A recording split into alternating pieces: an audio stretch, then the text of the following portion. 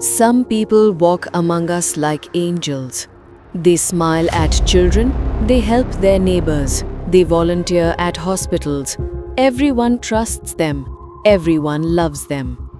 But sometimes, the person everyone trusts is the person everyone should fear. This is the story of the clown killer.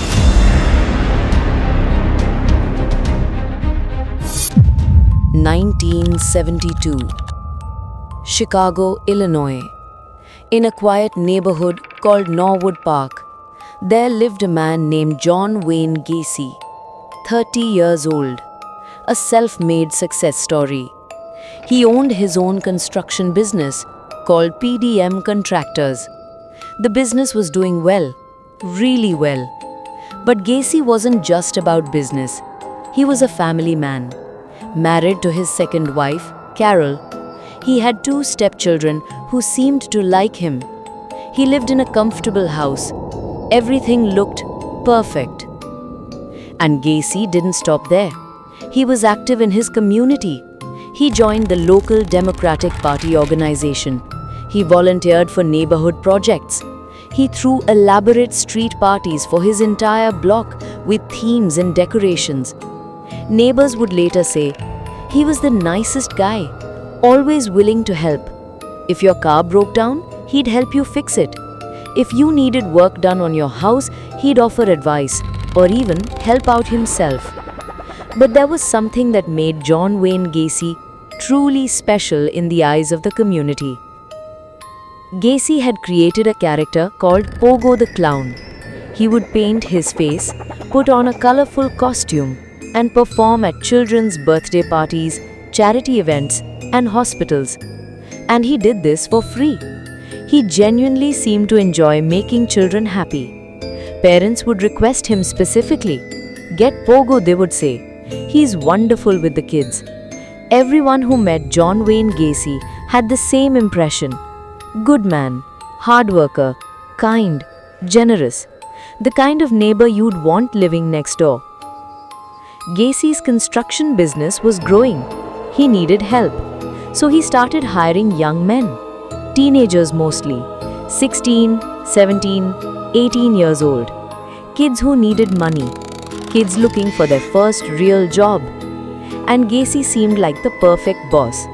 He paid well, the work wasn't too hard, and he was friendly. He treated these boys like they mattered.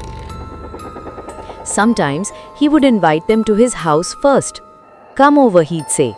We'll discuss the job details, have something to drink, get to know each other. It seemed normal, professional even.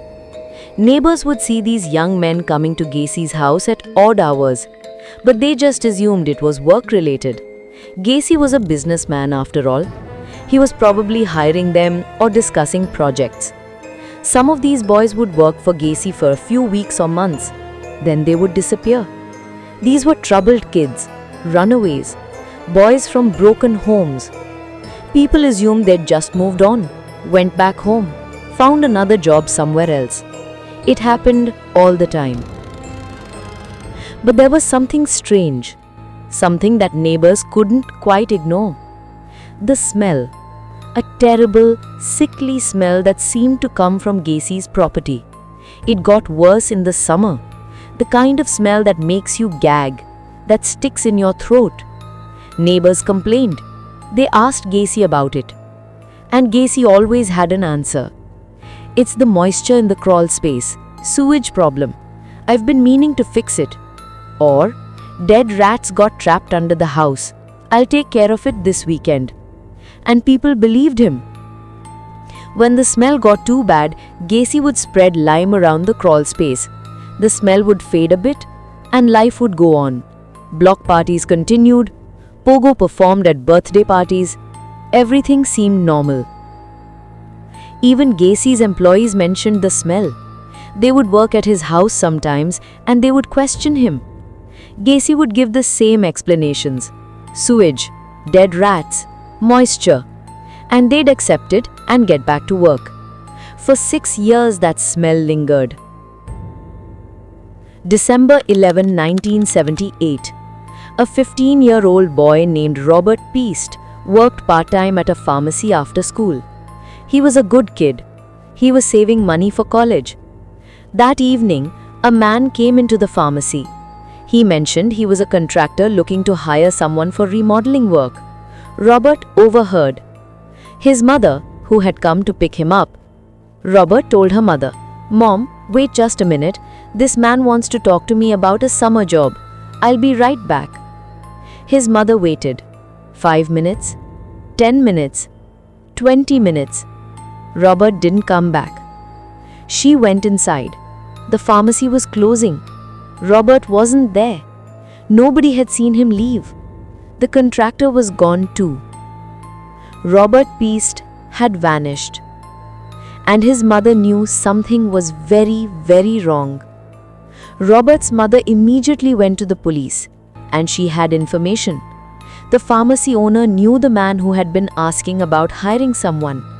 His name was John Wayne Gacy. Police went to Gacy's house that same night. They knocked on the door.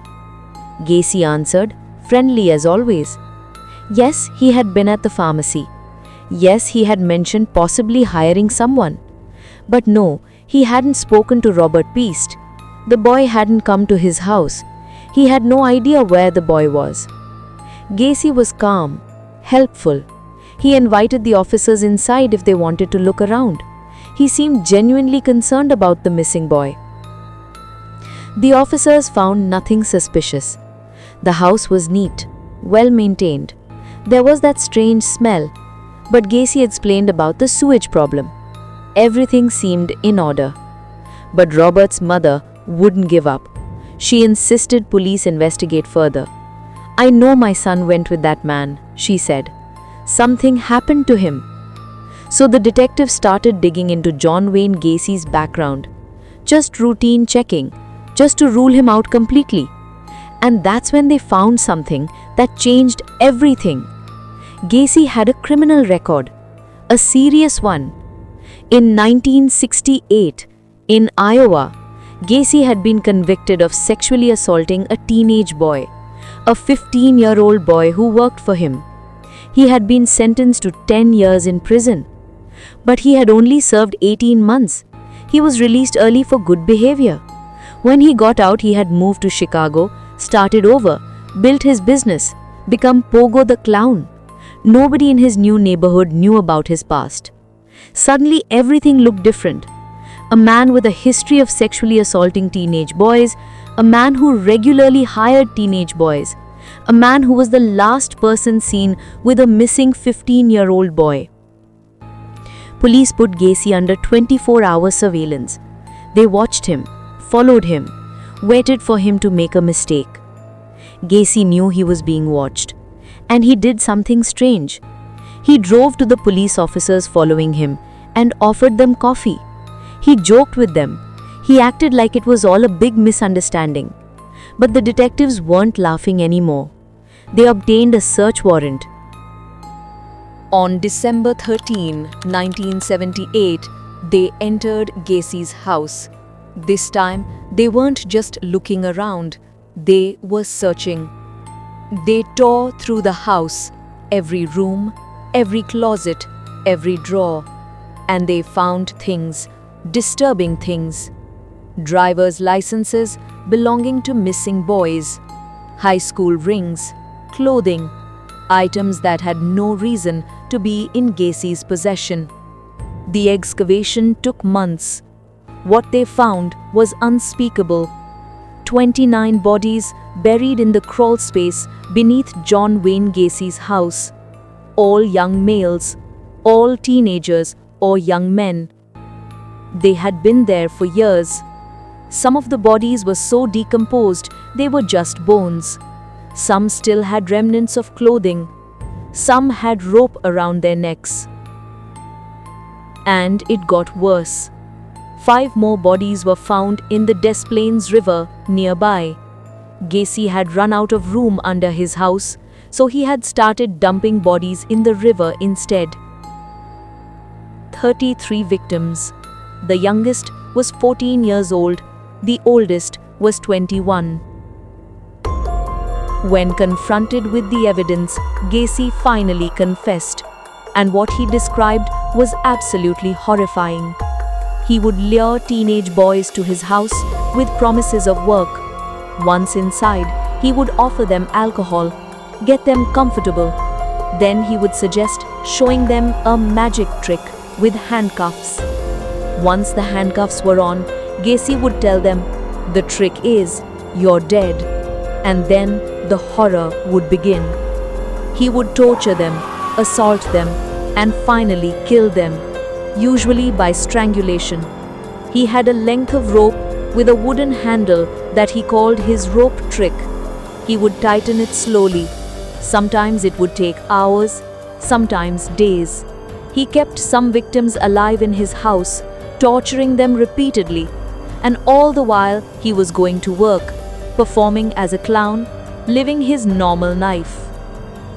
Gacy showed no remorse during his confession. He described the murders like he was describing a construction project, just another task he had completed. He blamed the victims, said they deserved it. John Wayne Gacy's trial began in February 1980. It became one of the most watched trials in American history. His defense team argued insanity.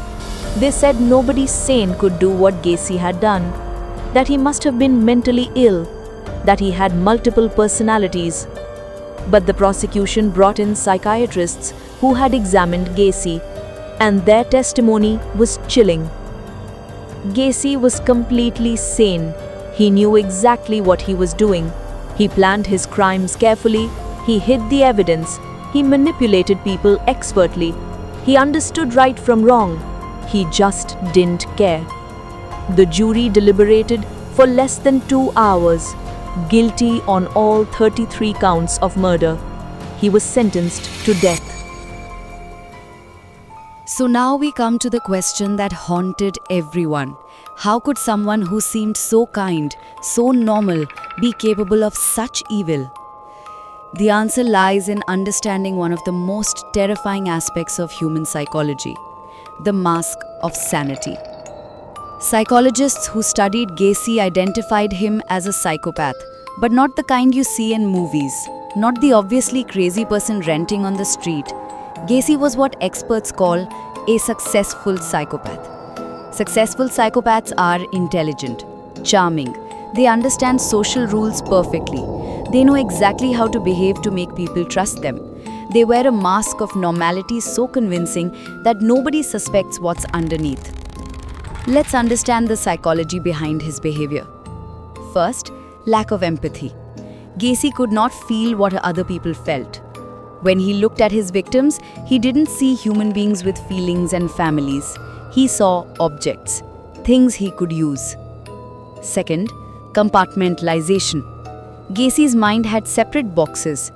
In one box was John the businessman, in another was Pogo the clown, in another was John the monster. Each box was completely sealed off from the others. When he was being Pogo, entertaining children, that was real. He genuinely enjoyed it.